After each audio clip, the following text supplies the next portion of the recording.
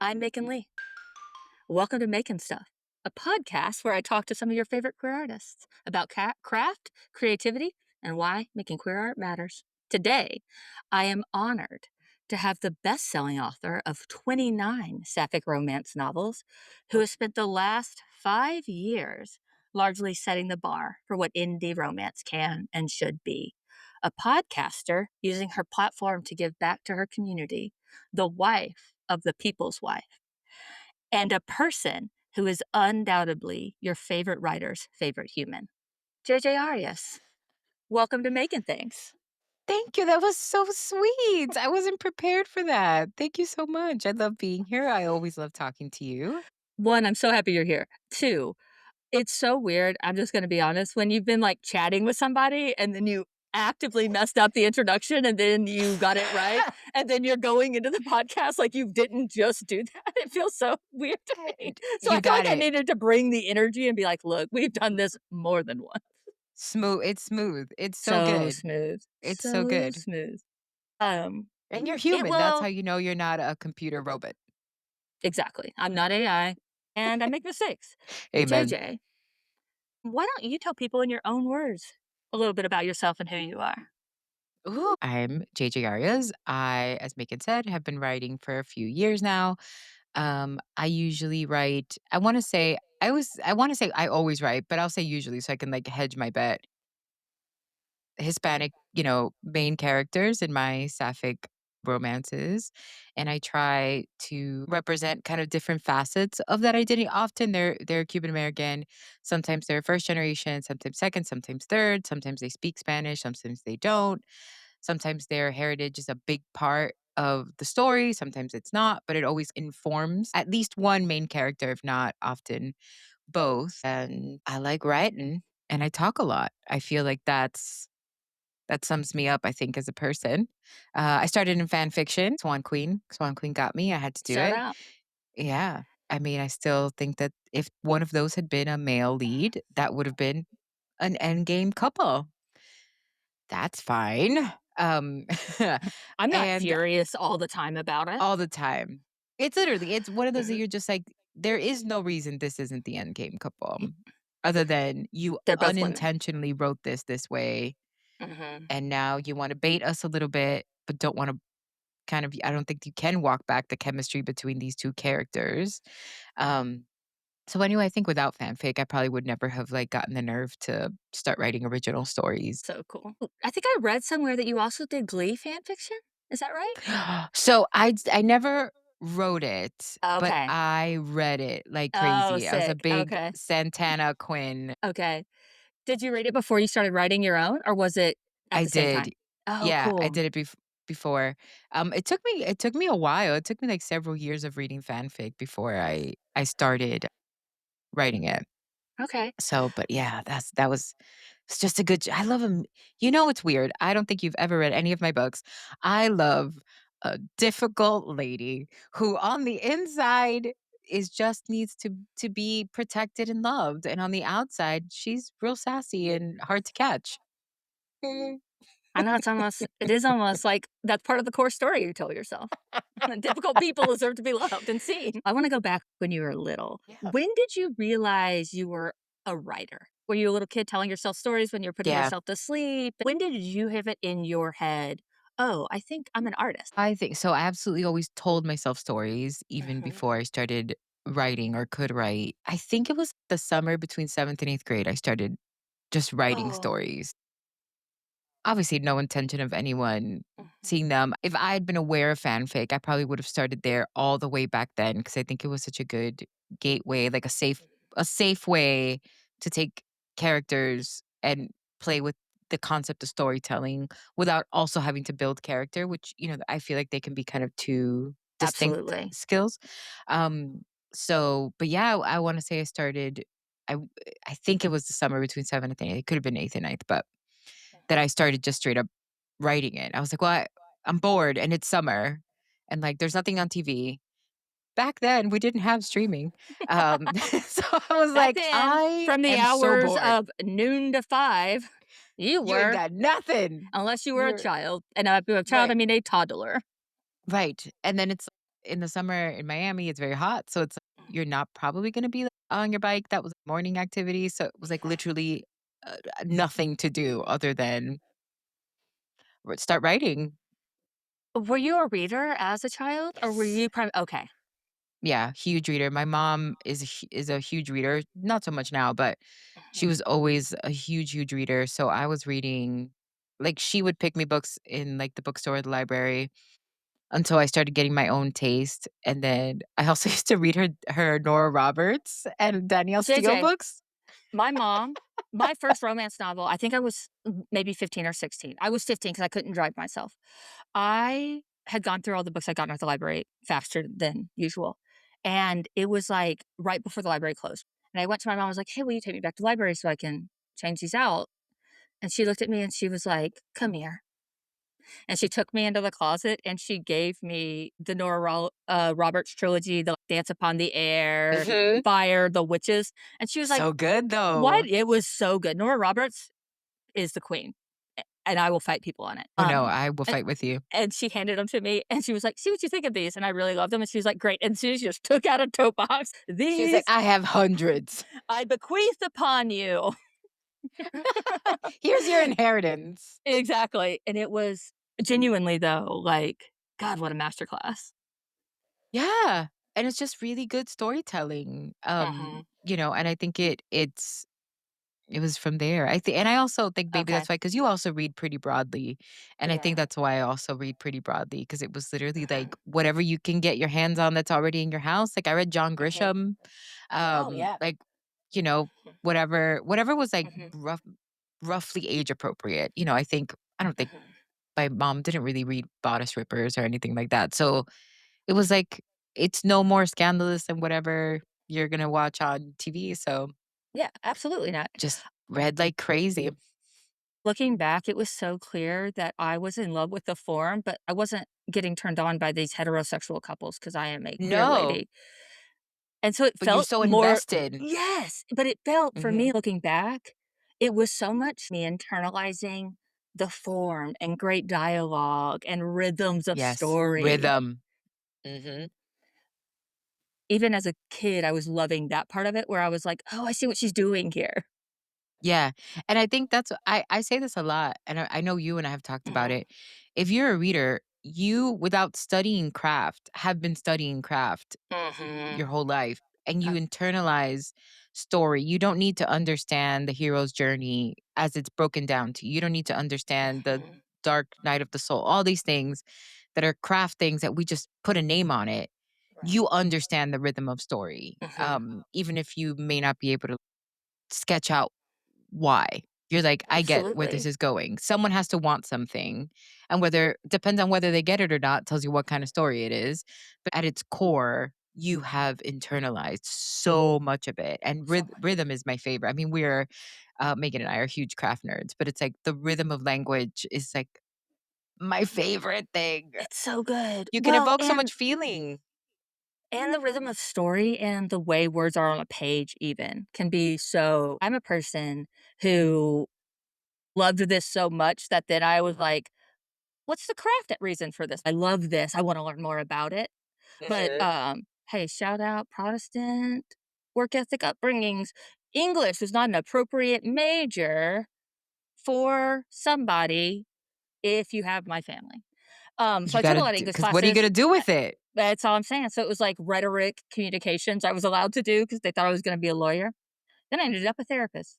We all have our journeys. I mean, Uh, two sides of a coin, I would say. Absolutely. But in all of that, I'm a person because I love craft. I often ask people craft questions and I'm like, your theme running through this. And a lot of times, especially genre authors are like, oh, I didn't know I did that. And all Mhm. of it is because they've internalized story, Yeah, but they haven't exactly. like gone deep into craft. So they don't realize what they're doing, but they're doing like deep craft work because it's just so innate for them because they just understand Right. story. And so Yeah. people are like, "Oh, I guess I'm just dumb." No, that's not what it is Mm-mm. at all. You No. just understand it, and you don't have to have the formal language to understand story because it's inside you.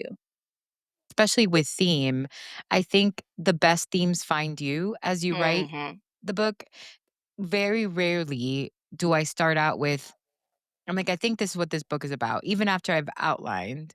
And often as I'm writing, I'm like, no, this is what this book is about. It's okay if you're not trying to like shoehorn a theme into it. And I can also see how like knowing too much for depending on how your brain works in your relationship to creativity could stunt you, right? Because Oh, you're now yeah. trying to do these things that you were doing kind of naturally. So, Mhm. I don't know. It's there's no wrong, no wrong Yeah. way to get there. Well, and I will But I definitely say think we internalize as consumers and creators. We understand. So, I mean, it's the oldest thing we do as a species, right? Is tell stories. It's how we've survived. It's crucial to our evolution.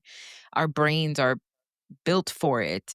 So you don't need to name fancy things when you're reading something to recognize like, oh, I can feel something that's put here, even if you don't know the name of the scaffolding. absolutely. I also think that's why so many writers are really big Taylor Swift fans, because Taylor Swift is also a person who understands story.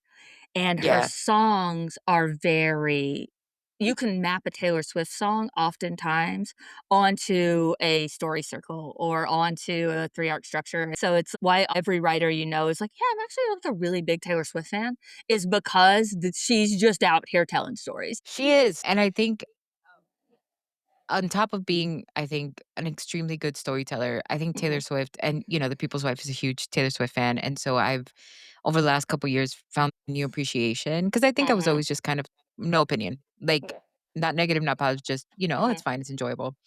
But then you realize every album will have a theme mhm. and it has, even the album has an arc, which is like super interesting. Oh, yeah. And I love the way she plays with language. Like, I will get stuck on her use of a word in a song, and I'll just be like, damn, that's so good. And like, you can Mhm, not like her and it's fine, but she's doing something, it's intentional and it takes quite a mhm. bit of skill. And whether it Abs resonates with you or not, no problem. Mhm, But she's definitely doing something and there's a plan. mhm. I think she succeeds. Oh, absolutely. Phoebe Bridgers, Julian Baker, Lucy Dacus, both as the boys and individually are doing the same thing, but it's like the sad gay version. And Right. so I do believe that's why so many people will be like, "Oh, I don't really get Taylor Swift, but I love Phoebe Bridgers." And I was like, "Oh, you do get Taylor Swift. You You're do. just afraid it makes you not gay." Yeah. And that's okay. Right. Or you don't like the music, and Yeah, that's totally fine. that's also It's for fair. you. But it But always cracks me up when it's like, I'm like, "Okay, I see what you did there." yeah, you're like, "All right, well, I love you'll that. you'll figure it out." I think that part of growing as an artist and growing as a writer, I can tell when something is good and not for me. Yeah, And I think that part of developing taste is understanding, "Oh, this is what I like. This right. is doing something completely different, but it's executing perfectly the thing that it's doing." Yes. And I do think that takes Mhm. practice kind of, Oh, like, yeah. figuring that, because 'cause you're Mhm. like, if your just initial reaction is "no," and you don't think about why it's no, Mhm. you're missing a chance to, like, learn a little bit more about yourself and figure out what does speak to you, because it could be the same exact message, but if it's delivered in a way that you're like, "Well, it's not for me." I've recently become obsessed with horror. Oh, cool. And I'm like really interested in understanding why horror works and what is it doing? Because before I think I equated all horror with slashers, the glorification of just wanton violence in that way and so often against women. That's not my bag. But now I'm like, you painted everything with the same brush. And actually, horror is the horror I've been dissecting and exploring is taking like a tiny moment of the human condition that scares us or gives us anxiety and amplifies it to fill an entire story. And we don't have a lot of great ways to relate to the things that scare us or upset us. And it's like, this is a vehicle that we've developed literally to deal with the things that frighten us, right? Yeah. Like as women, we are often afraid of being why was so many of us into true crime, right? Because it's Mhm. like that is an innate fear that we carry. Harm is going to befall me because of my gender expression, potentially. And it's like that is a tiny little universal truth that we all carry somewhere because it's like literally a hardwired survival thing. Before I used to be like, well, it's not for me. And it's like, well, first of all, it's an immense category. So it's like first of all, that's like being like romance isn't for me. And it's like, well, there's 7,000 Mhm. variations of it. maybe one is for you. Um, but thinking about why something gives you like a even scares you, well, that Mhm. could challenge you, and that's why you're uncomfortable. So I think even sometimes thinking about why you don't like something can teach you really interesting things about yourself. It's also not surprising to me that you're interested in horror because you're such a master of tension, and horror novels are innately about It's like all tension. building and releasing tension, and Yeah. so as an artist, I I can hadn't see thought of you that. finding a lot of inspiration and impact and, like, understanding there because you're like, "This is what I do. I've turned it interpersonal. Mhm. You've turned it outwards towards the world or towards an Right. idea." But we're essentially Yeah. doing the same thing, which is building and releasing tension to a conclusion that is happily ever after in romance, and whatever is ultimately Right. Whatever saddest happened. probably in horror. And that's interesting too, because I think that's Mhm, been the difficult thing about thinking about horror. My instinct, I feel like, is and this is how you survive it. mhm, And that is a small subsect of horror, but that's not typically what the horror reader wants. It's like, no, there's no way that this thing arced into mhm, everything is all fine now. We vanquished our dragons and now we've mhm. walked off into the sunset. Right. So that's also been a really interesting thing to see how something can end potentially tragically, not always, and still be satisfying. Because my definition of satisfying is that all's well that ends well. Right. And it's not necessarily, it has to end in a satisfying conclusion, but not necessarily a happy one. And it's like, oh no, Mhm. that's such a Well, challenge. it's such a challenge, and also that's so interesting because you're really describing the difference between a horror novel and a thriller, right? Because a thriller Mhm. novel is, "How do I survive this?" Like, Right. that's what a thriller is Yes, asking, and a absolutely. horror novel is actually exploring, Just the "Let's fear look at itself. what makes us scared, and Hmm. is it survivable or is it not on a baseline level of we're not gonna know." Sometimes I'm not even gonna answer that question for you. I'm Yes. just gonna give you Yes. the question. Yes. I think it's literally, we are going to dissect the scary thing.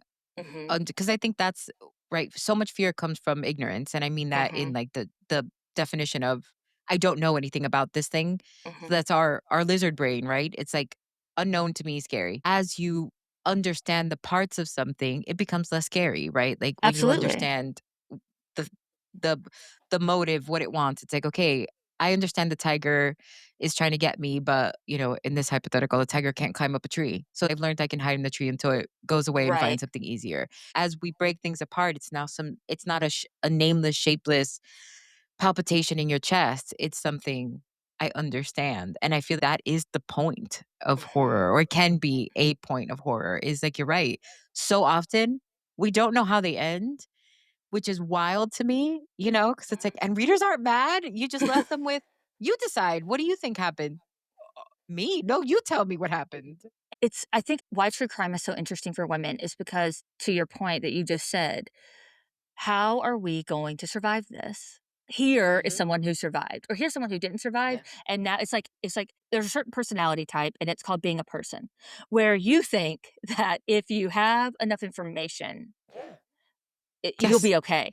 You think there's like a absolutely. level of information you can have that'll be okay. Hmm. And the genres like horror that mess with that safety net of there's Yeah. nothing you could have known that would have Yeah. prepared you for this, I think are some of the most interesting works because the psychology of it is inviting you into the scariest part, true scariest part of being a person, which Yeah. is you really cannot know.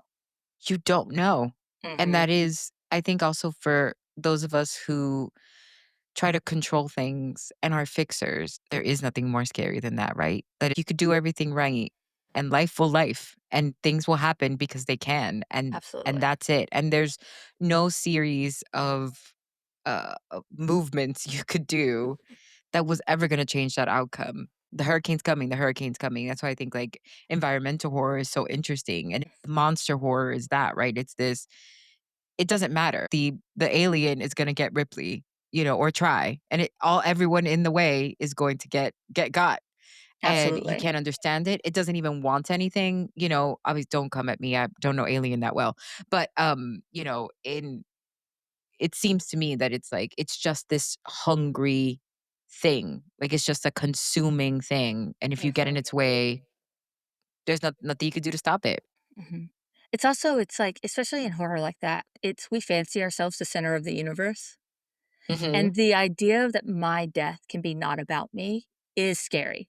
It puts you face to face with our biggest fear, which is that we don't matter as on an Meaningless. individual Yeah. level. Also, have you read Yeah. Model Home by River Solomon? I have not. Okay, Model it is home? Model Home. It is a psychological horror. River Solomon, they wrote, An Unkindness of Spirits, which is also, Oh, yes, I've um seen that. I haven't read it, but yeah. I've seen it. I So wanna Model write that Home down. is I can't even describe it without kind of breaking the book, but it is one of the most, like, satisfying horror thriller it's horror experiences I've ever read, and it is also very, very queer Ooh, love that. and very, very wrapped up the horror is wrapped up in queer identity, and it was such a beautiful, satisfying read that really had me looking at my identity, so I would suggest that just Ooh, as I something. wrote it Yeah, down.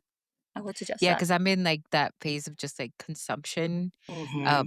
I'm a big input person. I Yeah. like to, like, see a lot of it and kind of, like, understand. That's good, and I have been trying to focus obviously on queer horror, and good thing is Quinn Riley has narrated quite a bit of it, so it gave me a place to start, Yeah. sort of, and, like, different kinds of horror, and she's, Mhm. worked on oh, I'm not gonna remember her name, but I don't know if she calls it body horror, but, oh, I'll get you the name. Mhm. She's a trans woman, and she writes a lot about that such a deeply personal horror, and it's like, that's what I'm interested in, like, Yeah. I as it connects to identity is so interesting, Mhm. and I don't know, maybe it's because of the state of the world where I don't know, we're maybe it's inter because 'cause we're in a nightmare. we're in a nightmare, and I wanna understand the ghouls. Mhm. I don't know. Well, I also think and to kinda bring us back to what you write and writing romance, what I've always thought is the best part of romance is because it guarantees you a happily ever after, because I Mhm. know I picked up a romance novel, I'm getting a happily ever after. I can go to some pretty dark places with an author, and I can look at Right. some pretty dark things with an author because I know at the end of it, it's gonna be okay and they're gonna be together, and I think as a genre, romance tends to be on the cutting edge of what's happening, right? Because Big we time. we turn novels over more quickly than other genres, so we Mhm. deal with issues as they're happening. Very that. And so I think it's so interesting because it is a safe place to explore really dark themes. Mhm. And I think that when we allow ourselves to dig into romance as that, we create really cool stuff. Which brings me to a question I want to ask you about your duology you recently Oh, yeah. published. Um, it's outside of your comfort zone in a lot of ways, in that it Yeah. is a throuple. Mhm. And you've done paranormal before, but I would put this at sort of a different kind so much of their identity is wrapped up in not just who they are, but what they are. And this book felt very cathartic and a little angry. I would just love for you to talk about why you wanted to do something so different, why you felt like it was prescient to do it now, and what you were trying to do with that particular duology that is a big departure from what you usually do. You and I have talked about this before. I love pushing myself. We've chosen an artistic expression, and for me, it only makes sense to push on those boundaries constantly. And so I had been. It's funny because if you think this is angry, wait till you read my Hera Medea Greek retelling. I'm fucking give it to me tomorrow. They so mad. I knew I wanted to write a vampire, and I knew I wanted Mhm. her to be sapphic, and I knew I did not want her to have, the sort of typical Eastern European, vaguely Eastern European background, but I needed an old society, and so, I went with Spain because also they are colonizers, and I think we often don't think about it. I wanted the kind of visceral violence of a vampire. And I think it's something I kind of touch on in one of the books about nature of a vampire's love is literal violence, right? It is a destruction in some way. And then I really wanted the balance of that in the in Marisol's character, and she's, I say, like a quasi angel type, just not inside of like the Christian um framework. Yeah. It's just, but it's not like kind of like a direct correlation, like in a biblical sense to an angel, but Have that you kind ever of like, looked this is a side tangent, but have you ever read the biblical description of what an actual angel looks like? terrifying, terrifying, terrifying, Monstrosity. monstrosity. Don't look it up because you Mhm, will never get that out of your head. So, but I wanted like her love is by definition healing, mhm. right? And I was very interested in that. But something about those two characters was not enough, and I wanted to write witches. I love writing witches. That kind of magic feels so real to me. Uh, Cuban culture tends to have a kind of comfort with the occult in that way. Even if people don't ascribe to it, don't believe it, they believe it exists. Maybe they don't want to Absolutely. touch it, but it's like for culturally, in the culture I was exposed to anyway, that was very, I don't know, wasn't crazy. Like, it's not like that, like the magic she does in the book, obviously, but the idea of there being an occult is very, um, normal to me. I was just gonna make her be the ex-girlfriend and kinda be a foil in the book, and then I was like, "It's the 3 of them." This energy only balances if it's the 3 of them, but what I didn't wanna do was write a couple and a third. I was like, if I'm gonna do it, I'm gonna challenge myself to write 3 main characters that are all 3 going to fall in love. And obviously, they're gonna fall in love at different speeds and for different reasons, which was terrifying to achieve because it's like you don't know until it's done if it worked, right? If it's like, are you gonna buy in that these 3 Mhm. individuals have fallen in love? And I wanted them to have kind of distinct relationships with each other, but always be the 3 of them. It was a challenge. It was fun. It was hard in a lot of ways. I wrote some of the prose like poetry. That was a huge challenge because poetry is very intimidating to me. But Kat Jackson, shout out, really encouraged me to go for it. And she was like, "You poetry is not what you think it is. It can literally be anything. It's about evoking feeling. That's it." And so I was like, "Okay, I will try." So it was fun. It was really challenging to work on. The world building took a long time. I wanted to create like a society of vampires with a lot of rituals and our own traditions, the things that they celebrate. And then I was like, well, where did vampires come from? And so then I kind of like an origin myth for vampires. That took a long time. And the witches was the easiest. I borrowed so much from brujeria and like that kind of cultural representations and like the symbolism of things, and then just expanded and made it my own. And then coming up with these kind of quasi angels and where have they been then? And all. So it was challenge. It was fun. Let me tell you, them spicy scenes are tough. There's so many limbs making, so There's many, so many limbs. You did a great so job, though, many I will say. limbs.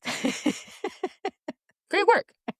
Thanks. I don't want you to read a game of Twister, but I also need to center you in the scene so that But you're not also like, I'm lost. Because that's the worst, right? It's oh god, feeling yeah. lost in a scene. Because sometimes I'll Mhm. just skip it when I'm reading. And I don't want that to happen to people. Where I'm like, "Oh, I'm just not going to understand what's happening. I get it. They did it." Kind of Mhm. like keep it pushing.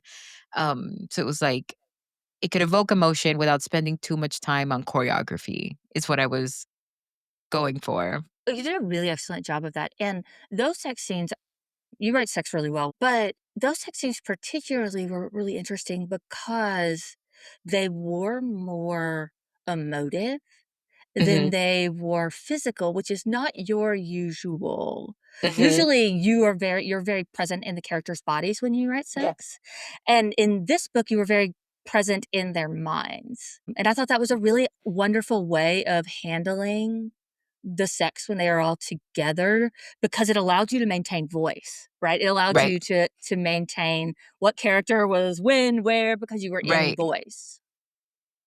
And I wanted to reveal a lot of character through those scenes. I think especially for Marisol walking into this, so she's like the kind of quasi angel character, Mhm. and she's the least experienced in every way than the other two partners. And I think it was important for the buy-in to come from her that this was going to work, because if she didn't buy in, nobody was going to buy in. Right. And so it was such a journey for her through that expression. And I think the tenderness and softening of the other two characters that came in those moments, where everyone is so vulnerable and they're all kind of on the same footing, right? Like they're not in there were power imbalance is not like power between them, but kind of like the dynamics of each one, like a vampire who's Mhm. like super boss and this witch who's also super, and here they are, all three of them equally vulnerable and Mhm. equally in showing up in this space in ways that you can't help but show up in the same way. So that was a fun thing to explore and use those scenes in a different way. Well, and there's a vulnerability there because they can all hurt each other so badly Mhm. physically. Like they are Yeah. literally vulnerable Yeah. to one another. And Yeah. I thought that was a really interesting play to allow yourself to be physically vulnerable as a I guess it might even be a metaphor of the fact that they are emotionally vulnerable. I thought that was really cool Mhm. that when you did that. No, thank you very much. Yeah, it was really rad. Talked a little bit about it, but how do you interact with inspiration? I often, not always, but I often start in conflict. Okay. And the idea of these two, and usually two, s- Mhm. sometimes three, but usually two, these two energies coming together. And like, my favorite thing to do is like, why can't they be together on page one? Meet right off into the sunset. And that's the most interesting part. And until I figure that out, it doesn't really start to slot into place for me. Because sometimes you can think of just like a fun scenario, like guava flavored dyes. Everybody knows it was the people's wife's idea, and Steph was like, "I want you to write." I can't remember if she said rival bakers or a Cuban bakery romance. I can't remember Mhm. anymore, like exactly how she pitched it. And I was thinking about it for so long, and I'm like, "Oh, Cuban bakery is fun." And then I was like, "All right, but kind of what else?" And inspiration strikes the moment that I'm like, "They're rivals, and their families have been rivals." Like, Mhm. and then I can start to build from there, like, well, what two people would find themselves here? Mhm. And that's like the one that's easiest to explain, kind of like how it comes to me, because it'll be an Mhm. idea. Like Breakup Buddies was like, when your friends are sick of talking to you about, and it was also Stephanie's idea. Of course it was. It Hey, was the best sapphic romance writer is the people's wife, and the people's wife. no one who Full knows stop. her will tell you differently. Full stop. And she was like, imagine your friends are so sick of you and you just want to talk to someone else about this thing, a brand new person that you could talk to. And then it was like, okay, but what two people would find themselves in this situation, and then why can't they just be like, oh, I like you too? Like if you meet on Bumble on the friend part, and you're just like, "Oh, we're kind of vibing. I wanna be with you." It's like, okay, well, now you have long distance. Now you have kind of one person not being, emotionally, available yet. Like, you start to build, so that's my favorite kind of when lightning strikes. When I see 2 people, why can't they be together on page 1? And then I'm cooking. So when do you Yeah. know it's ready to be written? Like, once you've had the idea, you got the vibes, when are you like, "Oh, it's time to write this one?" It's funny because I didn't remember I said this, and Allie North actually reminded me that I said this, and I'm like, "Oh, she's right." When I can hear their dialogue distinctly. And it's not that they talk to me per se, but it's like I can hear their character voice Mhm. comes to me, and why is it distinct than the other? Because sometimes they can be same, and I'm like, it's not ready. Mhm. And sometimes things will sit for years before I start writing them, and sometimes it's lightning in a bottle, and I see the whole Mhm. story right away. So I think once I can hear them, you're right, Ellie North. I did say that, and when I'm ready to outline, because I kind of hold it all before maybe I'll make stray notes, but, like, once I'm ready to outline and I can hear the distinct character voices, then I know Okay. I'm ready to start. I think you mentioned in a previous interview, it might have been on a Sapphic Book Review podcast. It might have been on Jamie's interview with you through Jamie Jamie! Geeks Out that, like First Love Again, it was something that you lived with for years. Long time. Yeah. Yeah. Is it common for you to hold on to something that long, or is that an unusual situation? That was the longest, for sure. I didn't realize how universal the experience of having been a baby gay in, high school, figuring yourself out, and you are completely in love with your best friend who sends constant real rough mixed signals. that you don't want to misread because you're so aware of not being a creep, and so I had to sit with that story for a long time before the right vehicle for it appeared to me out of the ether. That book is so different. Your last 2 standalones Mhm. have been not different in, like, all JJ Arias books are wonderful, but different in it feels like you're trying to do something new, especially with Keep Talking, because it is a much more, in some ways, traditional romance novel than you usually write. And when you talked about how you're, like, always trying to level up, what level are you trying to reach in this latest round of books? Wanted to see it started with like First Love Again and then again and Keep Talking, which I think I did it the most in like First Love Again. I Mhm. wanted to see if I could tell a compelling story with very little external plot to push Yeah. the story Mhm. and it all being I think and like First Love Again, there really is only the external constraint of she's there to sell her mom's house and who's passed and she reunites with her high school best friend to accomplish selling of the house. That's kind of the only structure, but it's also very low stakes because it's like she doesn't have to do it right now.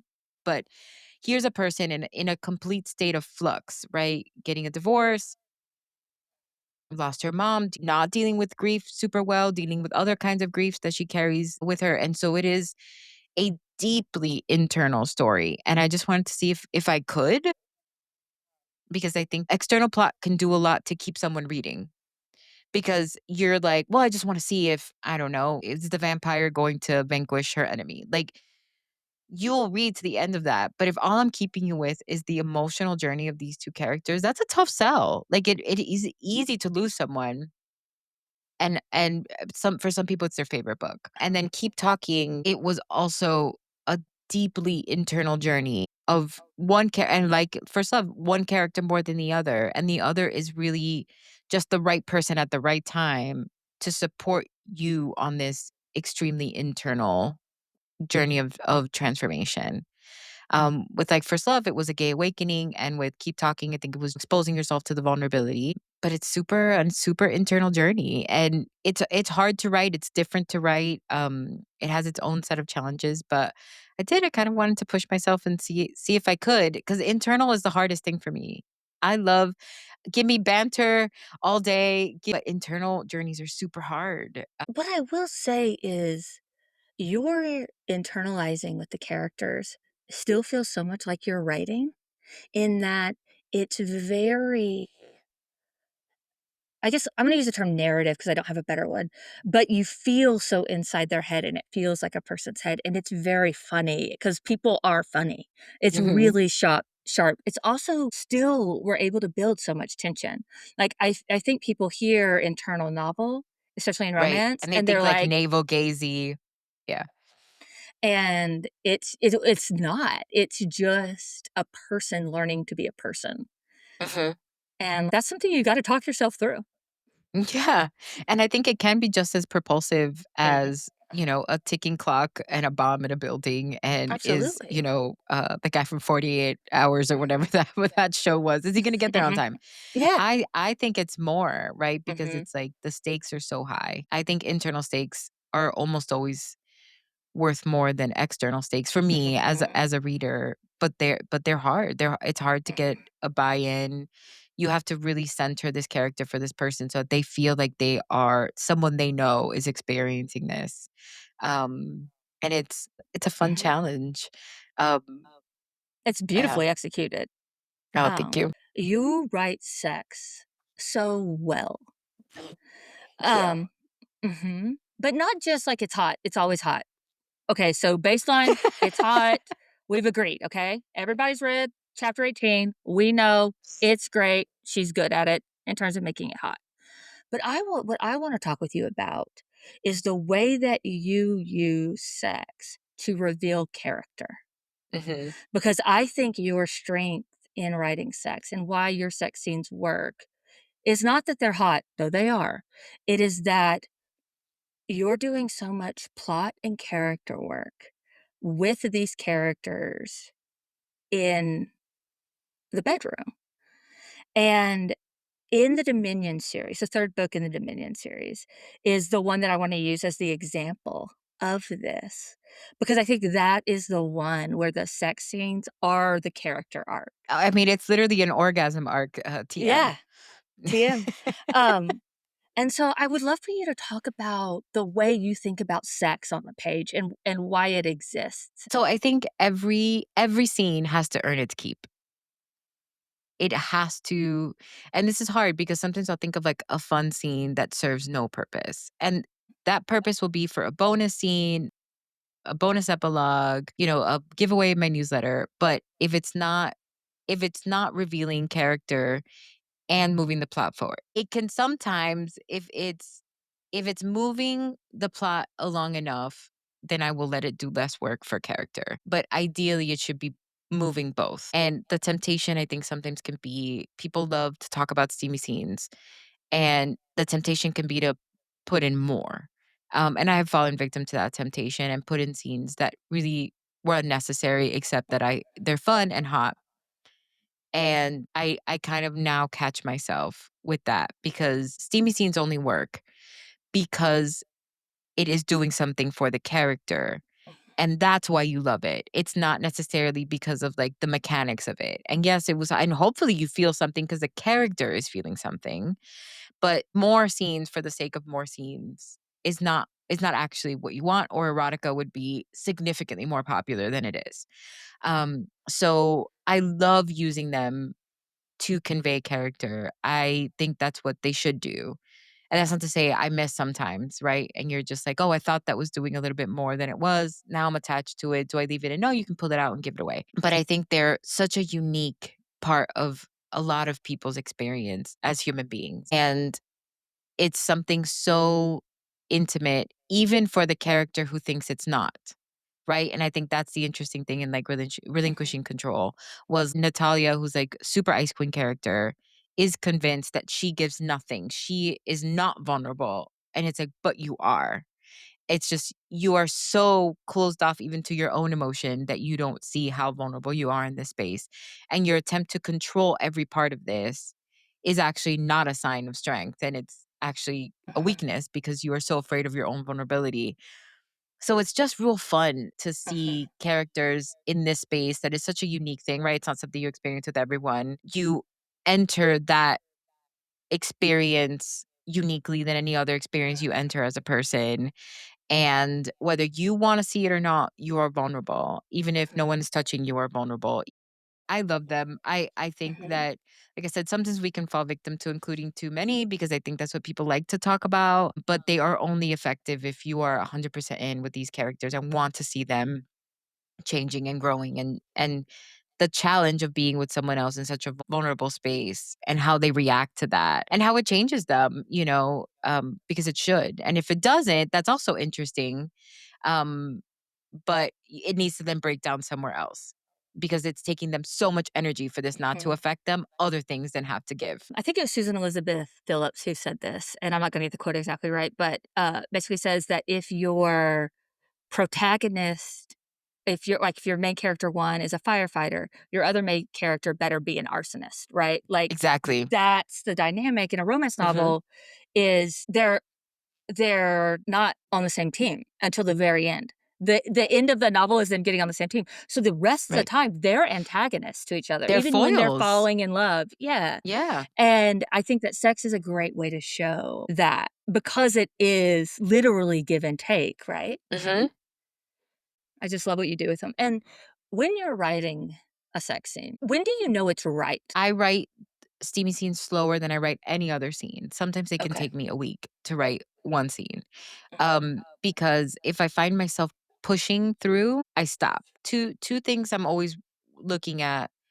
First of all, have I given you enough context that you know literally where their bodies are? And Right. and not for like ooh sexy purposes, but the confused mind says no and wants to move on. So if I've lost you in physical placement, your brain drifts. It's just human nature. So I'm making sure the scene is making sense without going too far into like anatomical lessons or a game of Twister. And then the second thing I'm very aware of is, am I still in POV? Is the camera still sitting on her shoulder? or have I lost it to go up here? And now it's like Right. a different camera setting. I Mhm. think of that because in wanting to keep you grounded in this physical space, I can sometimes lose the camera angle. And the most important thing is that you are so deeply in this character's point of view. And I think that that's what, if I find that I'm drifting or I'm having a hard time, I'll stop because I usually edit as I write. So if I'm not happy with this, even if it's at a sentence level, I'll stop. I need to noodle this a little longer. I need to kind of like go for a walk or sit with it. So usually by the end, I know I am done, but I will stop a lot throughout Okay. throughout the scene. And any kind of shifts, there's a lot of natural breaking points within the scene that they don't look like breaking points, but it's like, okay, I can accomplish the first kiss in this scene. And it's like, okay, before they walk into the bedroom, I can I want to see that and feel that. So I think that's why they're so slow because I just write them in really small segments. And then before I write the next one, I will go back through and read everything I wrote to make sure the flow is there because sometimes I don't want it to feel chunky. I want it to feel like I wrote this in one sitting, like I write a lot of my single scenes in one sitting. So it takes a lot of effort in that way of just like not feeling impatient and wanting to hit my word count for the day. And I'm like, nope, these are really like really important scenes. Take a step back, take the dog for a walk, pick it up again tomorrow. Um, if I still feel like I'm forcing it, and then keeping those 2 things kind of Right. in mind. And then I wanna remember what the tone of this is. What is the goal for the character? And that's, like, something that I want you to feel viscerally. So I kind of wanna keep it here. So it's, like, a lot of, like, spinning plates for Yeah. for a sex scene that I just don't find necessarily in other kinds of scenes. That's really, really interesting. And the idea of the stakes are so high, I really need to spend time here, I think is Mhm. something that is so true for a lot of writers. The book is unevenly written, right? People imagine. You sit at the table, you write your words, and all the words count the same. Yeah, they don't. And most No. writers will tell you in the words that matter the most to different writers is That's very what I was about to telling say. about Mhm. what kind of writer they are. Yeah. Like, if Um, I could just write screenplays, I feel like I'd be so good at that because the easiest thing for me is dialogue. I don't wanna write setting. I struggle. I just want you to already know where you are. And so it's like if I could just write dialogue, that kind of like banter, I feel like I'd be like, amazing. I could write that in a day. Great. Setting is hard and not too much, not too little. Prose is hard, and for some people, it's like, "No, man, dialogue is hard." And I'm like, "That's the easy part." So, 100% we all have things that just come a little bit more naturally to us, but you need as best you can to serve someone a full meal. So, even though you know this particular writer, I love them for their, like Kat Jackson writes prose like nobody's business because she comes from so much poetry that her prose is just immaculate. It's beautiful. Is that maybe what she enjoys writing most? I don't know. I love dialogue. Favorite, favorite, favorite thing. I love a little snark, you know.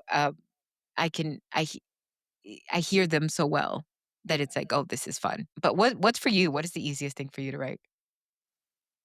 I'm really good at the in the head, how I'm feeling in the moment. Like, I'm very good at describing a way a character is thinking and feeling. Very good at that, like, internal monologue-y Yes. parts of it. I struggle with physically describing environments because it's so everything in life is so vibes. And then also, I'm really good at a reveal. My strength in my writing is, like, my timing. I have a really good sense of here's where we end and here's where we pick up, and here's how I can create tension. It's also part of my favorite thing is to, like, figure out what is the perfect moment to end this on that will make you wanna turn the page, but that also gives the Yes. story the reveal or the button it needs for you to know, like, "This really matters. I need you to pay Right. attention here." And Right. then And then you're yeah. giving just enough. You are extremely good at that. You're giving like just enough that you're like, wait a minute.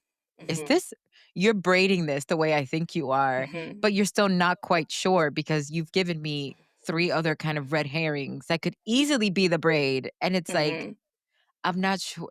And let me tell you, mhm, that is such a skill, and it's something that, you could easily revise any novel and go back and leave it on a question, which mhm, is we want sometimes I think our nature is to want to complete the circle for you.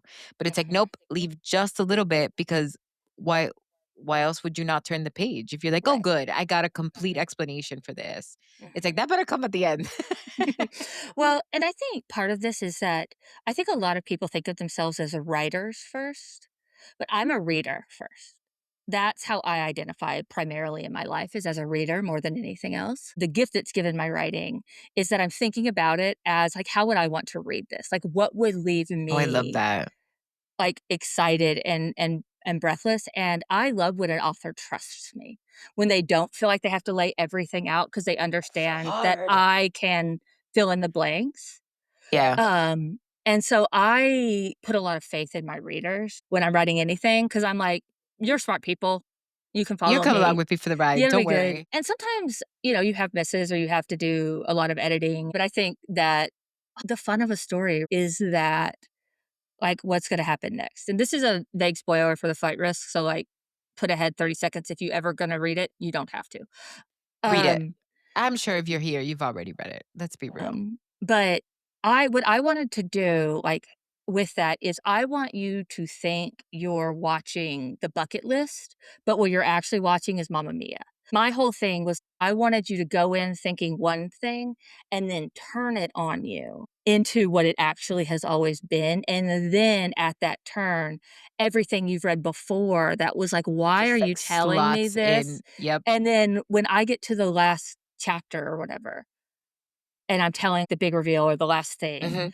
I want you to have that moment, like sometimes you have in TVs or books or whatever, where you're like have the flashes of all of the clues that Yep. you didn't realize were clues Yep. until that moment hits. And so I'm always writing to what's the twist going to be? What's the big reveal going to be? What's the interesting turn that people aren't thinking about? So seamless too. It's so smooth. It's not jarring. It's like a, oh, obviously, rather than like, what?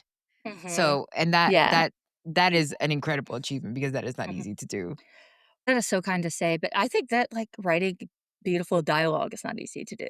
I think that writing great sex is not easy to do. I think that And none of it's easy. I don't think yeah. but I think some things either we enjoy Mhm, more or come a mhm. little easier. It's a little bit Right. more Mhm. intuitive, and some, you know, we have to put in the work, but it's a craft, you know. Absolutely. And like I think you said earlier, we'll always take the swing, and sometimes it's a miss, but I think if Mhm. you're not trying, it can be very easy, I think, to do what already works and just keep Absolutely. doing that and keep doing that. Mhm, And it's scary to take a swing. And sometimes people don't follow you. Like, you know, for the Thruple book, a lot of people were like, I love you. I'll pick up your next one, but mhm, it's not for me. And it's like, okay, absolutely totally fair. But I'm like, but if you like my writing, you will like this, even though the idea of a thruple may be a little bit foreign to you. But if we stop trying to kind of follow the creative muse, I think she'll leave you.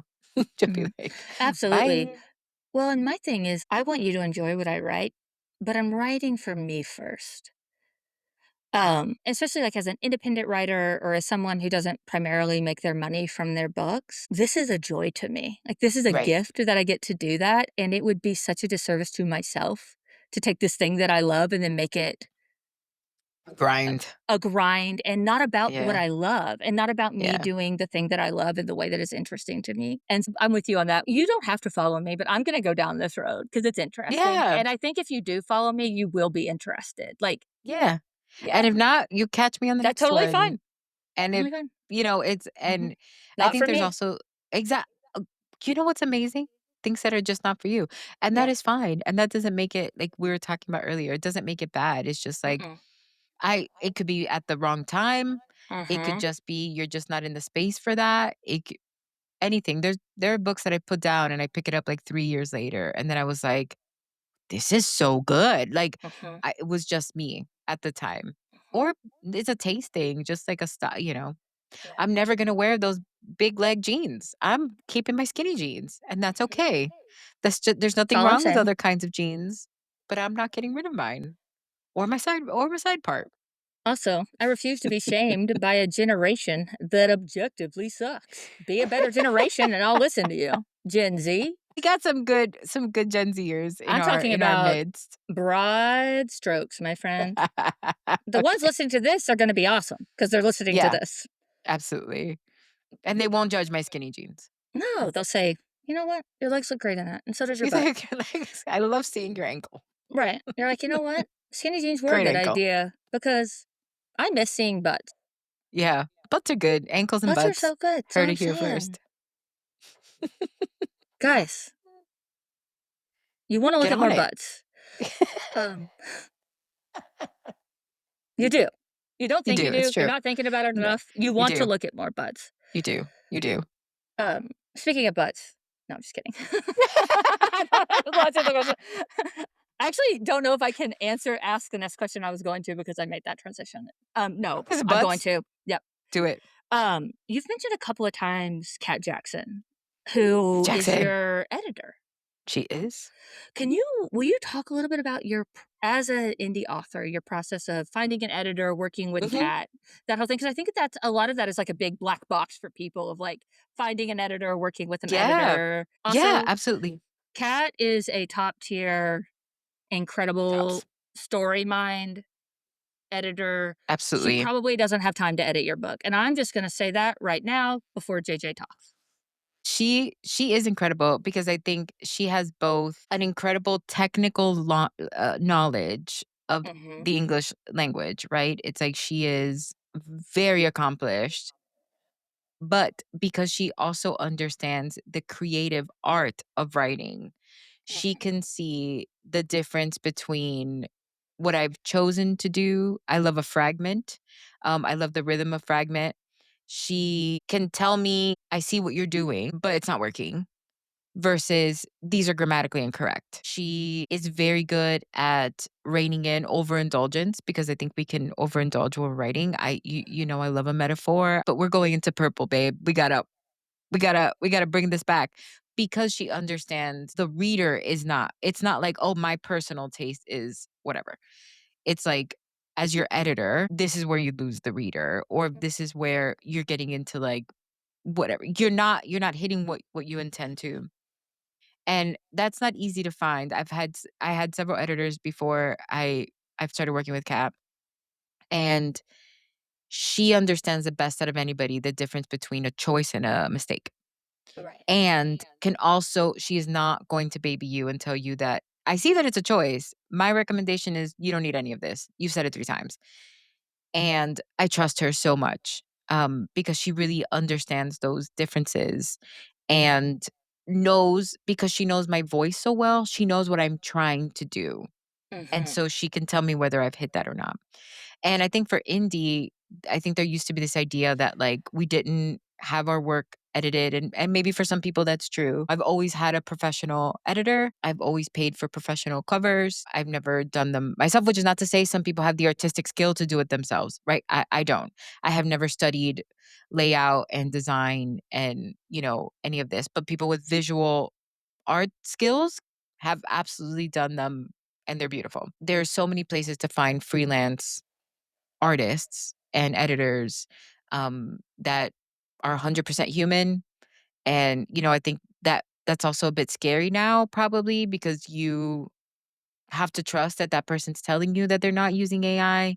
If that's something that's important to you, it's important to me, right? Like, I don't want to use, um, I don't want to use non human artists or editors. So, obviously, I trust Kat Jackson, and Kat Jackson does not use AI in anything. The cover designers that I have worked with, I trust and know that they're not using AI in part of their process. So I think that could be the scary part right now for those people who are looking for someone, like really talk to other people in the community and see, and for a good person you're going to have to wait. So if you want a Kath Grace covers, you're gonna have to wait, but it's worth it because you know that that's 100% real. Elizabeth Hope, right? That is 100% her art, and you can find it. I can't recommend Kat enough. I think she's incredible because she has both. I think the understanding of the creative expression and also the technical English knowledge, literature background and things. Like when Yeah. I make a wrong reference, it's like this is what you're going for. Hmm. She's such a brilliant mind. Like, I don't think that people understand how brilliant Kat is, just as like a thinker and a person. And your so insane, and also, like, I mean, obviously a brilliant writer. I wanna talk about one more thing, and then we're gonna do something fun. You recently co-wrote a novel for Ooh, the first time with Bryce Oakley. yeah. Co-writing is so interesting to me because it's such a active choice. Yeah. So what made you want to tell a story with someone else in this way? I was so curious about it, right? Like what would it be like? Could I even do it? I have a pretty structured way in which I do things, right? So it's like, I don't know, Becca Syme that she does like the Clifton Mhm. Strengths. I think Yeah, yeah, yeah. Syme might be how you spell that. Mhm. Oh, I'm also dyslexic. So and specifically I cannot spell. I can't do phonics is what I can't do. So everything I know how to spell is memorized. So what that means is I will use the wrong form of the word. So there, like whatever it is. So editing for me is a nightmare. People are not clamoring to be like, nope, can't, that's not the homophones are rough. I it's like they mean the same, but they spelled it. Okay, who cares? Um, I fully went on a tangent. So, which is something that I thought about when co-writing because it's like this person is now going to see because obviously we're not editing it. I'm not editing a chapter before she gets it. Did I did need someone who I thought I wouldn't be embarrassed isn't the word, but like would be gentle. And Bryce is she is such a calm, cool person that she would often, I think, just she understood me very quickly. I think the way that I write, even when I don't always like express myself exactly the right way because by personal brand of dyslexia. So I was also worried about I'm so structured, right? I noodle. Oh, that's why I said Becca Syme. She calls it like bread maker writing. So it's like it seems like you're writing really fast, but it's because it's been in the machine and all these things have been kind of melding for however long. So I have all that, and then I outline, and I follow my outline. Mhm. I sometimes may add to it, but I don't really deviate. Right. And then Bryce is a real vibes person. And she's just like, yeah, it's up here. And she's going to discover it as she writes. And I was like, maybe this won't work. And we were both very like, if it doesn't work, it was a fun exercise. We keep it pushing. But so we basically brainstormed the idea together. Like I said, I had it in the back burner. Steph came up with the concept of breakup buddies after our first readout. On the way back, we were driving home and she came up with the idea.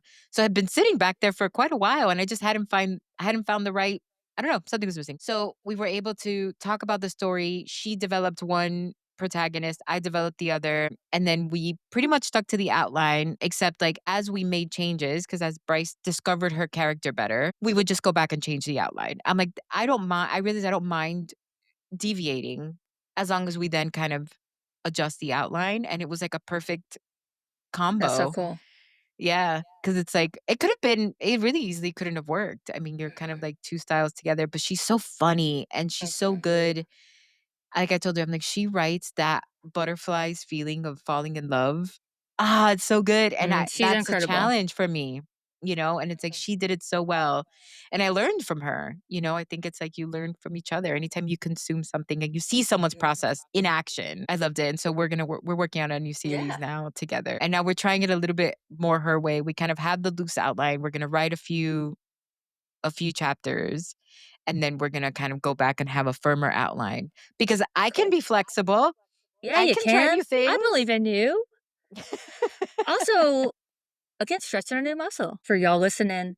If you are interested in more about the process and working together on JJ's incredible podcast, Yappin', there are a couple of episodes she's done with Bryce that really dig into the co-writing experience that I think are It's really definitely worth fun. a watch. Yeah. Also, join I their recommend Patreon. anyone try it. Oh, you stop. Thank you. It's really it's terrific, and one of the better communities I get to be a part of. Like, the people are so good. It's really fun. Yeah. It's really fun. And I Mhm, think everybody is like very welcoming and warm and happy to have new folks in there and mhm. but we did kind of like get into like the nitty-gritty of it. Yeah. And like I said, it's fun. I think you should Mhm, try it. If you have any inclination, you have someone you trust that you believe each other when you say mhm, no questions asked. If you don't want to continue for any reason whatsoever, you don't even have to give a reason. You could just be like, this was fun, but I don't want to keep going. mhm. Because you have nothing to lose. Yeah. JJ, why do you write queer stories? I'm just so uninterested in representing what's already so well represented. And I love our community. And I'm also not, I think this is something you and I have in common. I'm not really money motivated, in the sense that, like, that's not what this is about for me. Like, I Mhm, love this and I could only do this. I love my day job and I wouldn't leave it. And also health insurance. But I could just do JJ all full time. We have success here, which I think is sometimes, obviously, if you compare it to, like, our number one bestseller is not going to make more money than MF's number one bestseller, but it's enough. And the community and the way that people can connect, and I don't think I would find that in any other community. And I think we are still so far from saturated in oh, yeah. sapphic stories. And I encourage everyone, even if it's your way of exploring a queer identity that maybe you cannot express in your day to day life for any reason, and no one has to kind of put, I feel like, police someone's queerness. There's space for you to explore here. There's space for literally everyone. And I think we have so many identities that we have not even begun to represent yet. So we need more. And, I've said this a million times. There's still a hunger for more. And I want to be part of a community where people want what I'm writing in that way, that I think I would not be able to bring that to any other space. And it's like, this is home, right? This is where people get it. I don't code switch here. I love it. As a matter of fact, I'm never, not never, I guess. I'm no longer interested, at least for the time being, in going to, like, straight book spaces. If it's not a queer book space, I'm not interested in it. Uh, I could see the value of bringing sapphic voices to straight spaces, but I've done enough, and they're not. I don't want to sit there. I don't want to sit in Mhm, that room. Again, I've never had a bad experience. It's not that. It's just that, like, I want to be with the family, and I think especially mhm, now we are so under attack. We are the cavalry, and we got to stick together. mhm. And this is the only place I want to be. Well, and I think, to your point, making explicitly queer art right now has never been more important Mhm. because it's Yeah, just like a reminder, like, no, we're here. You're not alone. You're going to be okay. We've yeah. always been here. We'll always be here. And we're telling your stories so you can know your stories matters. Yeah, and I think as readers, right? Mhm, We're all readers, I imagine, mhm, if you're enjoying this podcast. That's how I've experienced so many other people's experiences. This is how you build empathy. This is how you build care. And that's obviously why it's under attack, right? Because the absolutely. more foreign someone seems to you, the more you're afraid. Right? Like we were saying, the confused mind says no, is afraid, is unsure, is distrustful. But if I understand you, I'm not afraid of you. And so how else can we live 1,000 different lives but through reading, especially from someone's personal experience? It doesn't have to be memoir, although I love memoir, but you are putting yourself in your fiction and I'm reading that experience, and that has Mhm. tremendous value. And like you said, it's more important now than ever, and that's why it's under attack, because it is powerful. Stories are extremely powerful. Telling stories is the way we understand the world. Mhm. And language is literally how we make sense of our world. And giving people language for queerness, giving people language Mhm. for queer love is an important act of resistance. It's huge, and just like you said, we are still here and we're not going. And you know what? There may come a time that you may have to follow your favorite author by buying directly from them. We may go back Mhm. to that. That's where we started. Literally, that's what small presses were. People who could Yep. print these books in small batches because no one else was printing them. And now I think we have so many advantages to get that out. If you have a favorite author, follow their newsletter, because you don't know, tomorrow their Amazon account might be closed. Their TikTok shop might get closed. That may happen, not to be an alarmist, or they may just decide to leave that space because they don't want, to have any deal with shenanigans that are happening on, some retailers. So if you have a favorite author, follow their newsletter because that's probably the only thing they own that they will have access to communicating with you. We're all on borrowed platforms. Social media is a borrowed platform. Amazon is a borrowed platform. Kobo, all the things, right? Like we are licensing to them to sell the books, and they get to write the rules. That's just how it is. So if those rules change, you may only be able to connect with your author through your favorite authors through their newsletters. So sign up for those because they're, and on top of the, you might get cool stuff, but it may come a time where we're all selling directly, Yeah. exclusively. So that's prepare for it. But we'll Hopefully be it doesn't selling. happen. I think we make a lot of money for Amazon, so I don't think they'd shut us out completely, but who can know? Mhm. Look, So we're what gonna is have it? to start Hope for the buying best, cars prepare with for the trunks worst. again. Yeah, exactly. Buying trunks I wanted again. to get a Come dumb to my phone. trunk. Oh, the way I have I really wanted to just get a regular phone with texting. I can't be no T9, okay? I am yeah, in my 40s. I need a I full keyboard. We should every get day sidekicks. that's what I'm saying, every day Caleb Heron, who's a really funny comedian, he was on Las Culturistas, and his "I don't think so, honey" was about senseless invention. Sometimes we just get Mhm. something and we stop, and he was like, "We figured out the car handle. Stop trying to innovate on that." Right, But he also talked about phones, and he was like, "We got it with the BlackBerry, and then we just kept going. We should have stopped at the right. BlackBerry." And We I should heard have that, stopped at the and I had BlackBerry. never felt more seen because 'cause I'm like, "It has a Yep. keyboard, Uh, Full but keyboard nothing else. and texting. Internet, texting and email and a keyboard, and that's all you need." Right. And the email was real iffy on the one I Oh, had. it So it was was like bad. she Yeah. was not syncing often. But it's Mm-mm. like, you know what? I just want to, I'm getting a sidekick, I think, is what I'm Mhm. bringing back the sidekick. It's so true. Honestly, the reason I haven't thrown my phone into the ocean, and I mean this with my whole heart, is I simply could not get anywhere. No. Physically could not move my Right. body from point A to point Right. B, and, like, Yep. they're like, "Follow a map," and I'm I'm gonna have like, to get TomTom back. You "Yeah, need I a know, get Garmin. that Garmin." Huge Garmin. I'm walking in the city without it's not a cell phone, it's an actual GPS. It's They're a like, "Is" microwave that I'm yeah, looking they're like, into so it can tell "Is me where to that go. GPS plugged into a power bank in your pocket?" I'm like, "Yep." Are you holding an umbrella with Umbrella? just the I'm like, metal yeah. just to get They're the like, signal?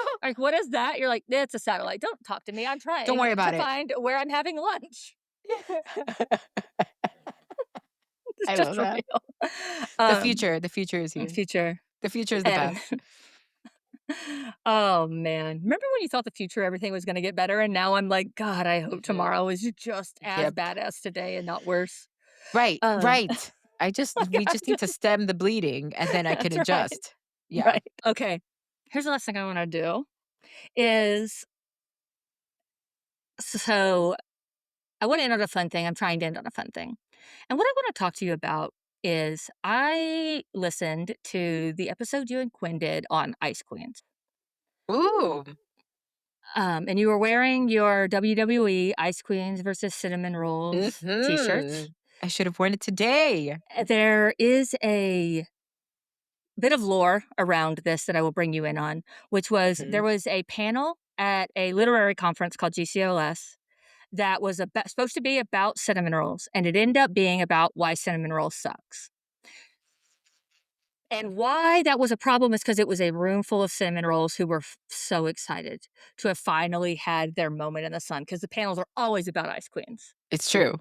And then they were like, "Here's your cinnamon roll panel." And then the entire panel was like, "You know what a cinnamon roll is? The worst." And we were like, "I'm sitting here and I'm a cinnamon roll, so now you've hurt my feelings." It took a turn. Um, mhm.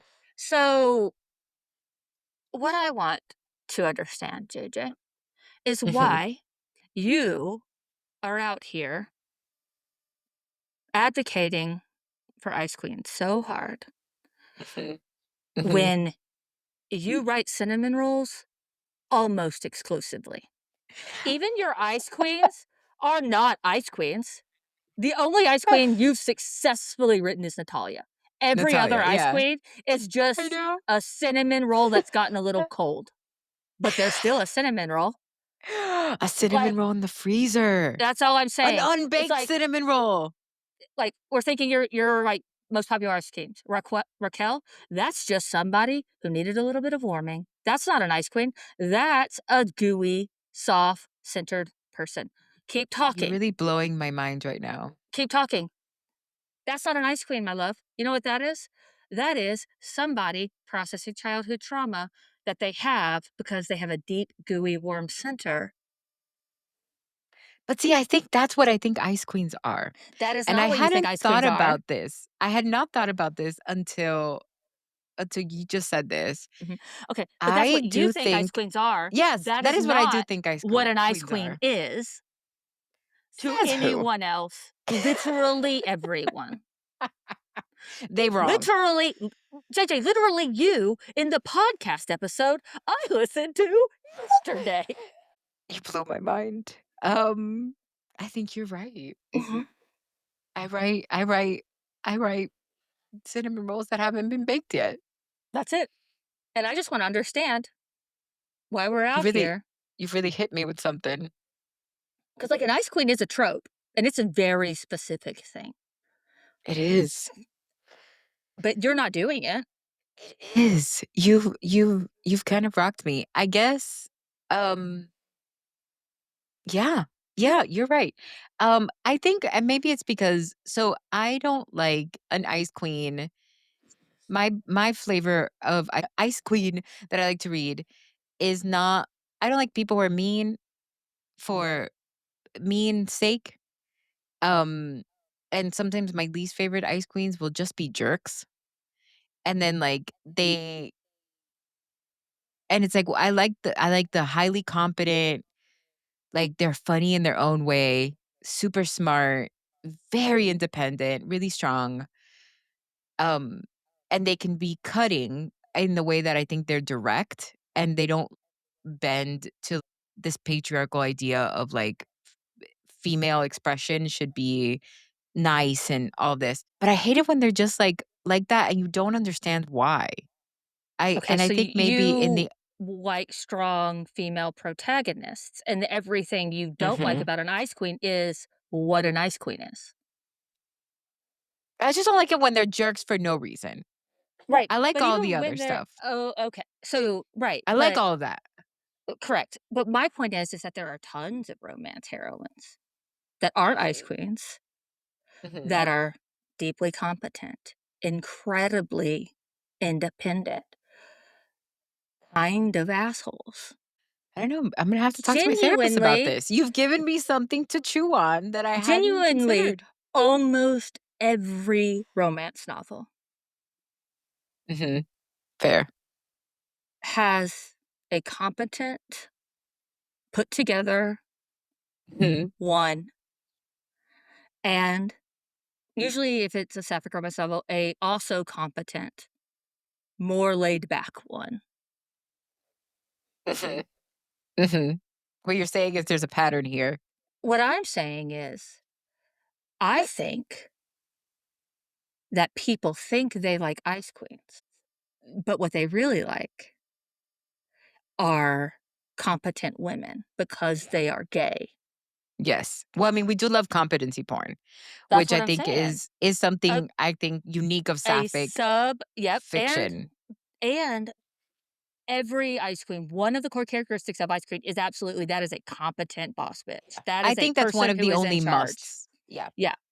Anyways, that's just something for you to think about that I I wanted to will. talk about Yeah. because it makes me crazy. I was listening to you talk about ice queens, and the whole time I was thinking, that's not what she does at all. I've read That's every what I book you've try to do. written. No, it's not what you try to do. That's the thing. It's not what you're trying to do, JJ, because you're doing what you're trying to do, which is a complicated woman who believes that her competence is threatened by vulnerability, Mhm. learns to be vulnerable, Mhm. which is, and I An cannot ice stress this queen. enough, no, the root of every romance novel. That's fair. That is very fair. At least in sapphic. I don't know. That's what I'm I saying. think the other Ice ones, yeah. queens are jackasses. That's a mean Yeah. person. That's a person that has been hurt so badly for whatever reason, usually justified, that what she's gonna do is hurt, literally freeze you out, hurt you so that you can't get close to her. All right, so what you're saying is you're Which is challenging me to why write 2 Natalia, Natalias in 1 book. no, you can, and they would eventually, They never bend. and they'd eventually realize they're never gonna be able to get together because neither of us can be vulnerable with this person because she's too sharp. Coming next year, Ice Queen Horror. Ice Queen horror. That's what I'm saying. Anyways, I just needed to get that off my chest, and I wanted to I talk to you appreciate about that. You it. gave me Yeah, something to think about. You that's gave all me I'm something to saying. think about. I'm tired of the cinnamon roll slander. I'm tired of people thinking anytime a person wears a suit, they're an ice queen. Yeah.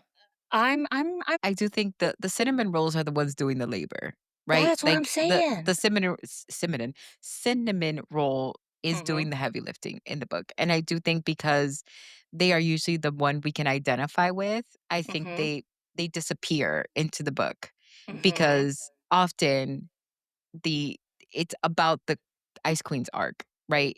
Um, it's she is the feature, and mhm, it's not that the cinnamon roll is the supporting character because she is the foundation, right? There would be no change in the book mm-mm. without the cinnamon roll, and she Well, has they to are be the exactly foil, tailored to the Ice the Queen. They are the literal foil, foil of the ice queen, literal foil. and they are Yeah, the undoing of the ice queen, which is why they got the name cinnamon roll. yeah, I agree with you that they often get lost in the book, and when it's done poorly, yeah. they become the manic pixie dream girl of the, just the our Right. version of the She manic pixie she was dream girl. born on page 1 and Yeah, exists sis only solely in as this world. Yeah, yeah, the yeah. person that can change this person, Very which fair. I think ultimately in that conversation, cinnamon roll panel was the thing that people were trying to articulate that they weren't able to articulate is Yeah. done poorly, this is a manic pixie dream girl. Done well, Right, this is an excellent foil.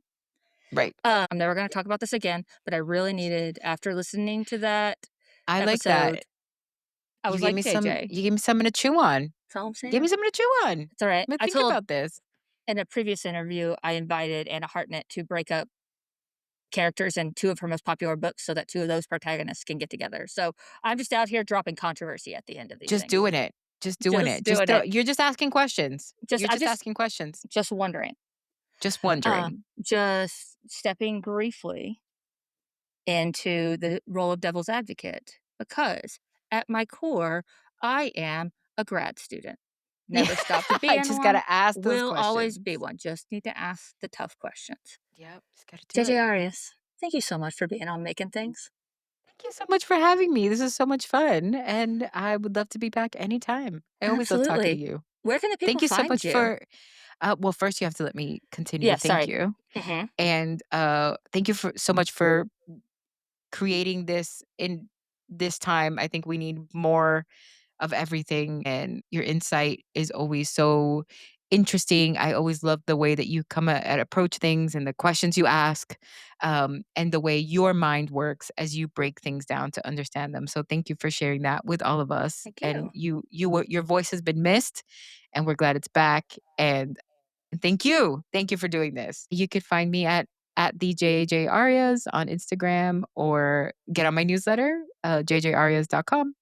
And yeah, we can connect that way, and hopefully I'll be at some more live events so that meeting people in person is just there's nothing like it. So support Absolutely. readout all year long, y'all. They're doing the good work, and you'll hear me bang on endlessly about that as the time approaches. Again, it's my favorite Perfect. event, and Thank you. thank you for working so hard to put it on. You It's a and joy. and Yeah, Jamie the and team. Kelsey, and it's a lot Yeah. of people working Mhm. hard, but And you're it's a doing it. joy. We're doing it. Also, sincerely, yapping with Quinn and JJ is a great Patreon follow, and it's an awesome podcast that's creating cool community. So if you haven't checked that out, please do. Thank you guys for listening. See you next time. Bye. Bye.